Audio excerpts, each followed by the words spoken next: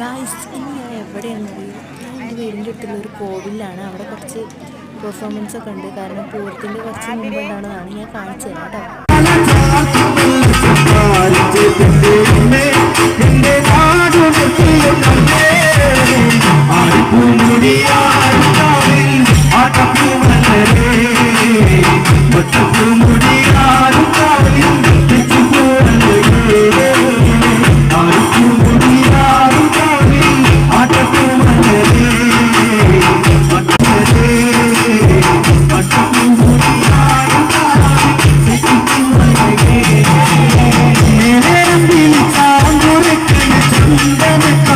Oh,